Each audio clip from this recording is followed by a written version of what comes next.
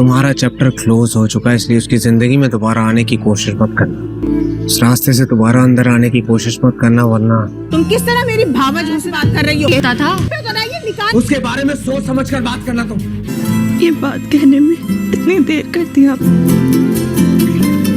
बड़ी बड़ी बातें कर रही थी, जाओ जाकर बताओ मेरी असलियत। आपको बिन कहे ही समझ आ जाती है, हमें एक दूसरे के लिए ही बनाया है और बाकी सब इत्तेफाकन हमारे बीच में आ गए। आपा शमीम ड्रामे के आने वाले एक साथ तो बहुत ही ज़्यादा इंटरेस्टिंग होती हुई नज़र आ रही हैं। अब आप लोग देखने जा रहे हैं कि शमीम आपा किसी भी घर के मामले में अब अब्दुल बारी और कशिफ की मदाखलत बर्दाश्त नहीं कर रही, क्योंकि पहले दिन से ही उसने इजारदारी अपनी कैम की हुई है। लेकिन दूसरी तरफ नसीम है, अब उसे भी ये बात समझना चाहिए कि उसके शोहर का घर ही उसका घर है।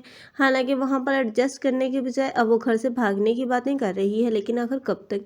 एक न एक दिन तो अब नसीम का शोहर भी उसे डिवोर्स देने की बात कर ही देगा, क्योंकि आखिरकार कब तक वो उसकी यही बातें और उसकी हरकतों को बर्दाश्त करेगा। एक न एक दिन तो इसकी हिम्मत जवाब दे ही जाएगी।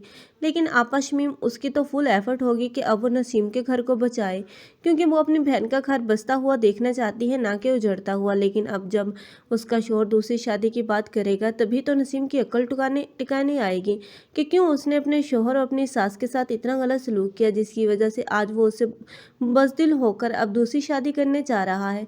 तब वो उसके हाथ पैर जोड़ेगी और इस तरह अपने शोहर को मना ही लेगी, और इस तरह वो तो अपने घर में खुश होगी। लेकिन आपा शमीम अब अब्दुल बारी के साथ जो कुछ भी उसने किया है, उसके बाद अब्दुल बारी तो कभी भी उसे माफ़ करने के लिए तैयार नहीं होगा। आप लोगों में से किस किस को ये ड्रामा अच्छा लग रहा है, कमेंट सेक्शन में अपनी कीमती राय के इज़हार लाजमी करें। मज़ीद ड्रामा रिव्यूज़ के लिए हमारे चैनल को लाजमी सब्सक्राइब कर लें।